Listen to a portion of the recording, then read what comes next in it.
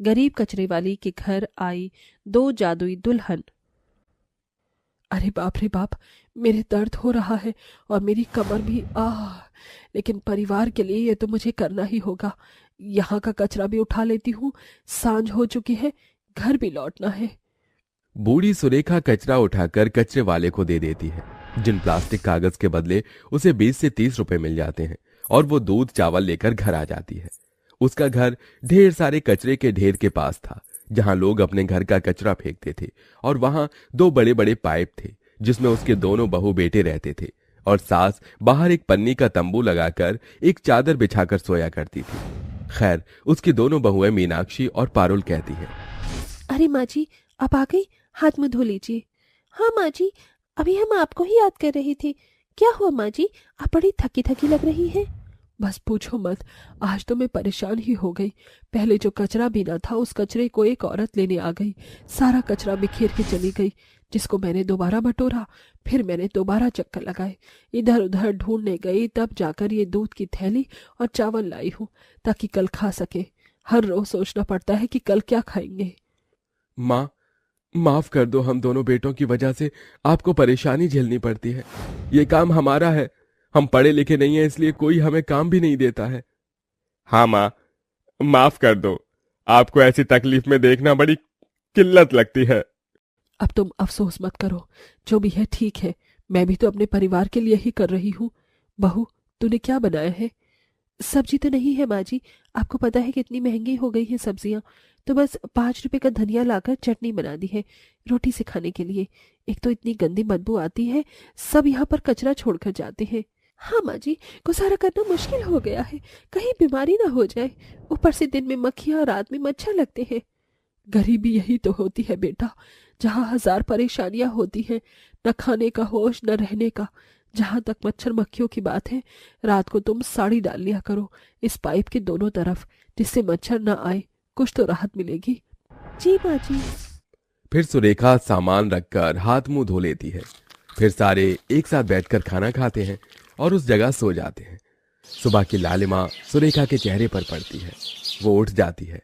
इतने में एक पोपो करता हुआ कचरे का ट्रक वहां ढेर सारा कचरा पलट देता है। ओहो, बदबू आ रही है। इसको पता है यहाँ पर इंसान रहते हैं, फिर भी ये नहीं थोड़ा अंदर को कचरा डाले, यही छोड़कर जा रहा है। अरे भैया, जब तुझे पता है हम यहाँ पर है तो कचरा थोड़ा अंदर नहीं डाल सकता, इतना बड़ा प्लॉट है। मैं तो यही करूंगा, तुम लोगों को जो करना है कर लो। इतनी ही तकलीफ है तो इसी कचरे की जगह में क्यों रहते हो, महल में रहो जाकर। छोड़िए ना माँ जी।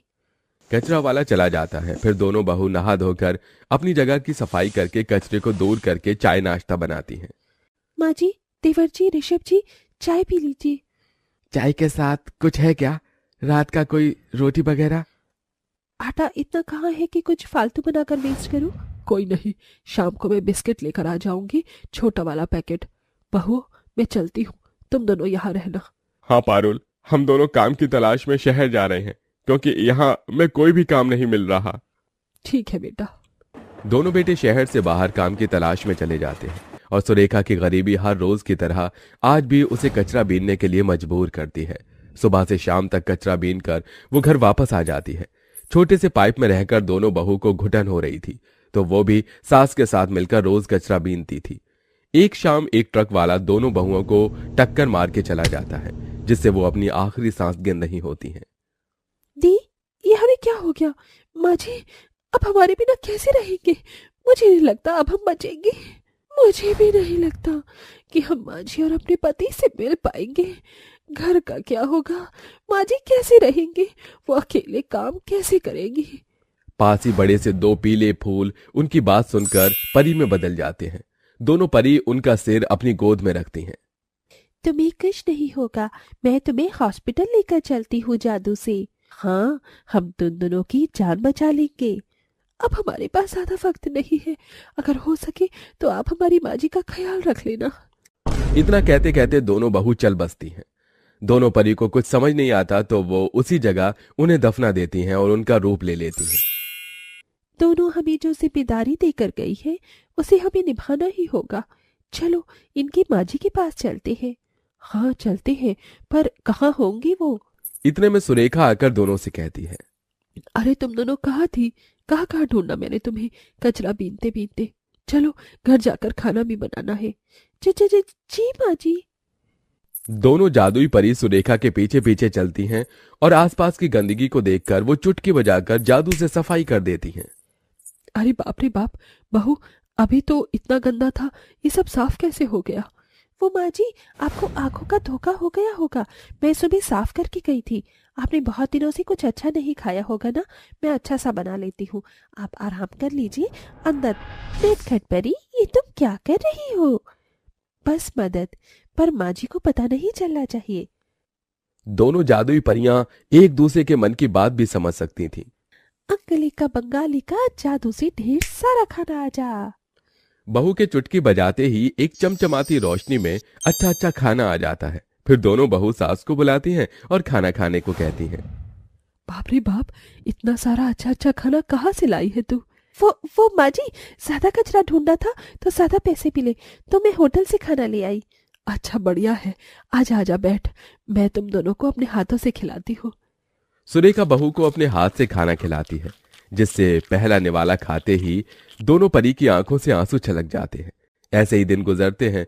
लोग वहां पर कचरा फेंकना नहीं छोड़ते। वहीं जादुई परियां सुरेखा के बहू के रूप में रहकर सुरेखा की कई बार मदद करती हैं। उसके सोते समय उसके हाथ पांव पर हाथ रखते ही शरीर का सारा दर्द जादू से गायब कर देती हैं। खाने पीने की अब कमी नहीं थी, क्योंकि दोनों परियां कुछ भी कहकर सास को अच्छा खाना खिलाती थी और जादू से एक दिन ढेर सारी साड़ियां लाती हैं। नटखट परी, कहीं माँ जी को शक तो नहीं हो जाएगा ना? नहीं नहीं, आप ऐसा मत सोचिए, इसकी भी तरकीब है। मुझे आप आ गए। देखिए मैं आपके लिए और हमारे लिए साड़ी लेकर आई हूँ। वाह, ये तो बहुत अच्छी है, महंगी लग रही है, कहाँ से आई? पहले ये मिठाई खा लीजिए। अब सुनिए, मेरी और दीदी की नौकरी लग गई है और अब हमें इस कचरे वाली जगह पर रहने की जरूरत नहीं है। बहुत परेशानी होती है ना आपको? चलिए यहाँ से चलते हैं। वाह बहू, ये तो तूने बहुत अच्छी बात बताई। ये कहकर दोनों बहुएं जादू से बनाए एक मकान में ले जाती हैं, जहां सब कुछ था, सब अच्छा चल रहा था। दोनों बेटे वापस आ जाते हैं। परियों को सुरेखा से बहुत लगाव हो जाता है और दोनों बेटों का भी अच्छे से ख्याल रखती हैं। वो सुरेखा को अब कचरा बीनने नहीं देती। फिर एक दिन मीनाक्षी जादू से कपड़े धोकर सुखाती है और पारुल जादू से खाना बनाती है, और ये सब सुरेखा को पता चल जाता है। मीनाक्षी, पारुल, मुझे पैसे चाहिए, तुम दे सकती हो? अभी दे दो, जादू कर सकती हो। अब मुझसे कितना छुपाओगे? मैं जानती हूँ तुम कोई परिया हो, मेरी बहू नहीं। मेरी बहू कहाँ है? अब वो माँ जी, दरअसल ये हुआ था कि। ये कहकर बाल परी अपने असली रूप में आकर सुरेखा को उनकी बहू से लेकर अब तक की सारी सच्चाई बता देती है, जिस बात से सुरेखा रोने लगती है। मेरी दोनों बहू चली गई, वो बहुत अच्छी थी, पर तुम दोनों ने भी बहुत अच्छे से जिम्मेदारी निभाई है, मेरा ख्याल रखा है, उसके लिए शुक्रिया। अब आपको सब कुछ पता चल गया है, तो अब हमें जाना होगा, और आपको किसी चीज की कमी हो तो याद करना। तुम दोनों मुझसे अपने आंसू मत छुपाओ। जैसे मुझे तुमसे लगाव हो गया है, तुम्हें भी मुझसे हो गया है। अपनी माँ जी को छोड़कर जाओगी क्या? मेरे बेटे से शादी करके हमेशा के लिए बहू बन जाओ। माँ जी, ऐसा हो सकता है? हाँ बिल्कुल, पर माँ जी, हमें अपनी महारानी परी से पूछना होगा। तभी वहां महारानी परी आती है। तुम दोनों को बहुत अच्छा ससुराल मिला है, मैं बहुत खुश हूँ, शादी कर लो। तभी महारानी परी दोनों परी के गले लग जाती हैं। सुरेखा भी खुश हो जाती है, जिसके बाद बड़े धूमधाम से सुरेखा अपने दोनों बेटों की शादी जादुई परी से करके उनके साथ खुशी खुशी रहती है। माँ माँ, देखो मैं ये कचरा ले आया। माँ, अब आप थोड़ा आराम कर लो, जब तक मैं और जय कचरा चुन लेंगे। तुम दोनों यहाँ क्या कर रहे हो? मैंने कहा था ना कि तुम दोनों पढ़ाई करो। किसने कहा है तुम्हें मेरी तरह कचरा चुनने के लिए? मैं नहीं चाहती कि जिस तरह कचरा चुनकर मैं अपनी जिंदगी गुजार रही हूँ, वैसे ही तुम्हें भी जिंदगी जीनी पड़े। लेकिन माँ, हम तो बस आपकी मदद करना चाहते हैं। मैं और विजय दोनों आपकी कचरा चुनने में मदद करवाएंगे। हम चाहते हैं हमारे बदले हमारे तीनों छोटे भाई पढ़ें लिखें और हम दोनों आपकी मदद करें। मेरे बच्चों, मुझे माफ कर देना। तुम्हारी माँ इतनी बेबस है कि तुम पांचों को ना ही तो पढ़ा सकती है और ना ही 2 वक्त की रोटी खिला सकती है। ये सारे दुख दर्द मजबूरी भगवान सिर्फ हम गरीबों की झोली में ही डालता है। अगर आज तुम्हारे पिताजी जिंदा होते तो हम सबको ऐसी जिंदगी नहीं देखनी पड़ती। कामना अपने 5 बच्चों के साथ कचरे के ढेर में बनी एक छोटी सी झोपड़ी में रहती थी। चारों तरफ कड़ाके की ठंड होती है। कामना दिन भर कचरा चुनती और बेचती और दिन भर में मुश्किल से 5 से 100 ही रुपए कमा पाती थी। 2 साल पहले कामना के पति वैभव की सड़क दुर्घटना में मौत हो गई, जिसके चलते कामना अपने 5 बेटों के साथ बेसहारा हो गई और गरीबी ने उसे इस कदर मजबूर किया कि उसे अब कचरा चुन के अपना और अपने बेटों का गुजारा करना पड़ रहा था। अरे क्या हुआ, तुम 5 को अभी तक सोए नहीं? माँ माँ बहुत ठंड है। इस ठंड में नींद कैसे आएगी? हे भगवान, किसी माँ को इतना बेसहारा मत बना कि वो अपने बच्चों के लिए कुछ भी ना कर सके। मेरे बच्चों, मुझे माफ कर देना।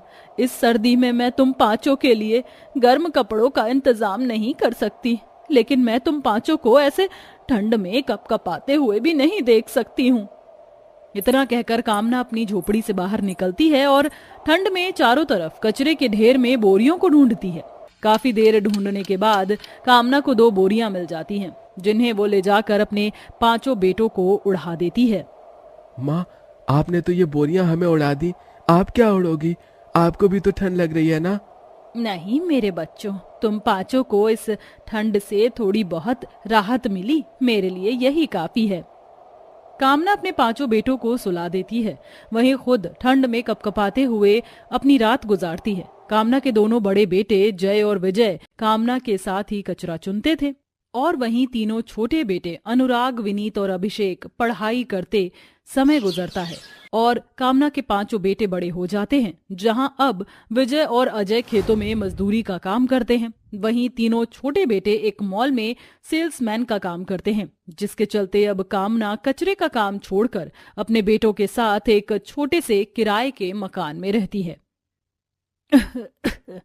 चलो, सब्जी तो बन गई, अब जल्दी से रोटियां बना देती हूँ। एक तो कमबख्त इस खांसी ने जान ले रखी है। बढ़ती उम्र के साथ तो शरीर में 100 बीमारियां आ जाती हैं। माँ, कितनी बार कहा है आपसे कि काम मत किया करो। अब आपकी उम्र काम करने की नहीं बल्कि आराम की है। चलो, तुम 5 को ये तो एहसास हुआ कि तुम्हारी माँ बूढ़ी हो चुकी है। बेटा, मैं तुम 5 से कब से कह रही हूँ कि शादी कर लो, मुझे अपने आप ही आराम मिल जाएगा। अब मेरी उम्र हो चुकी है, ना जाने भगवान कब मुझे अपने पास बुला ले। क्या अपनी माँ की इस आखिरी ख्वाहिश को भी तुम पूरा नहीं करोगे? माँ, ऐसा मत कहो, हमारी उम्र भी तुम्हें लग जाए। तुम यही चाहती हो ना कि हम 5 शादी कर लें? तो ठीक है, हम 5 शादी के लिए तैयार हैं। अपने 5 बेटों को शादी के लिए हाँ करता देख कामना बहुत खुश होती है और पंडित जी से बात कर अपनी तरह ही गरीब परिवार की 5 बहनों से अपने बेटे का रिश्ता तय कर देती है।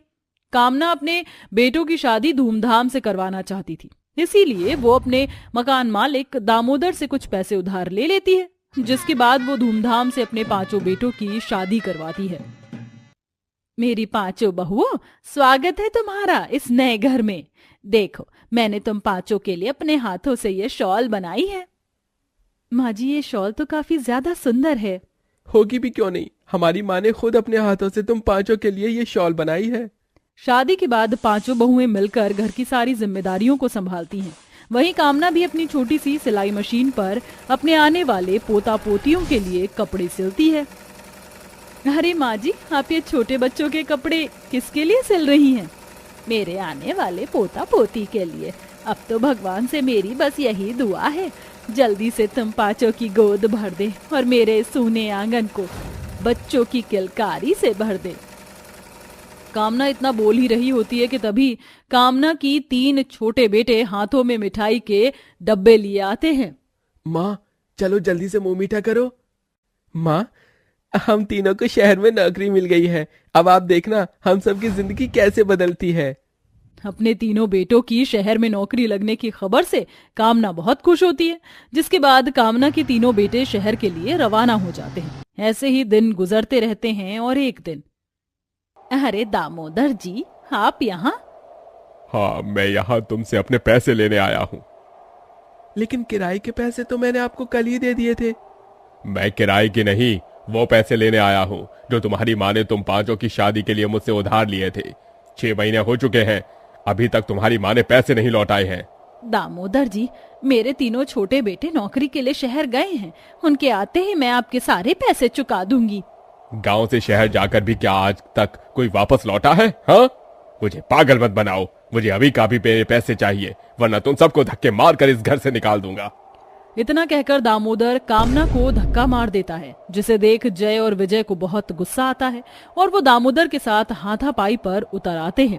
दामोदर गांव का सबसे अमीर आदमी होता है, इसलिए अपनी अमीरी के बल पर वो जय और विजय को जेल में बंद करवा देता है। वहीं कामना और उसकी 5 बहुओं को घर से निकाल देता है। चारों तरफ कड़ाके की सर्दी पड़ रही होती है, लेकिन कामना अपनी 5 बहुओं के साथ इस सर्दी में सड़क पर रहने का ठिकाना ढूंढ रही होती है। माँ जी, बाहर तो बहुत ठंड है, चला भी नहीं जा रहा, हाथ पैर सुन्न हो गए हैं। बस थोड़ी देर और बहू, कहीं ना कहीं तो हमें रहने का ठिकाना ढूंढना ही पड़ेगा। धीरे धीरे शाम हो रही होती है। शाम होने के साथ साथ ठंड भी काफी बढ़ जाती है कि तभी कामना को एक बहुत बड़ा कचरे का ढेर दिखाई देता है, जिसे देख कामना की पुरानी यादें ताजा हो जाती हैं। क्या हुआ माँ जी, आप इस कचरे के ढेर के सामने क्यों रुक गई? बहू, कुछ यादें ऐसी होती हैं जिन्हें हम कभी नहीं भूलते और कभी भूल भी नहीं सकते। मेरी जिंदगी इस कचरे के ढेर से शुरू हुई थी और लगता है अब इस कचरे के ढेर पर ही खत्म होगी। ये कहते हुए कामना की आंखों में आंसू आ जाते हैं। कामना अपनी 5 बहुओं को उस कचरे की ढेर में ले जाती है और कचरे में से ही तिरपाल ढूंढकर अपनी 5 बहुओं के साथ रहती है और कचरा चुनकर उसे बेचती है। लेकिन ठंड में काम करने की वजह से कामना की तबीयत खराब रहने लगती है। माँ जी, जिद छोड़ दीजिए, आपको आराम की जरूरत है। माँ जी, आप फिक्र मत करिए, अब आपकी जगह आपकी 5 बहुएं कचरा चुनेंगी। हमारे होते हुए हम आपको और काम नहीं करने देंगे। लेकिन बहू, कामना की 5 बहुएं उसकी एक नहीं सुनती और अब खुद जाकर वो 5 कचरा चुनती हैं और उसे बेचकर अपनी सास का ख्याल रखती हैं। वहीं कामना भी अपनी छोटी सी सिलाई मशीन पर लोगों के कपड़े सिलती है और उससे कुछ पैसे कमाती है। ऐसे ही कई महीने गुजर जाते हैं और कामना और उसकी 5 बहुएं कचरे के ढेर को छोड़कर एक छोटी सी झोपड़ी में रहने लगते हैं। ना जाने मैं अपने 5 बेटों की शक्ल कब देख पाऊंगी। माँ, अब आपको और इंतजार करने की जरूरत नहीं है, आपके बेटे आ गए हैं। हाँ माँ, हम तीनों की जाने के बाद आप लोगों के साथ क्या क्या हुआ ये सब हमें गांव वालों ने बता दिया। अब आपको फिक्र करने की जरूरत नहीं है। हम आज ही पुलिस स्टेशन जाकर जय और विजय भैया को छुड़वा कर ले आएंगे और अब हमारे पास इतना पैसा है कि हम इस गांव में अपना कारोबार शुरू करके आराम से रह सकते हैं। तीनों छोटे भाई अपने बड़े भाइयों को जेल से छुड़वाते हैं, जिसके बाद 5 भाई गांव में अपना एक छोटा सा कारोबार शुरू करते हैं और अब पूरा परिवार खुशी खुशी रहता है।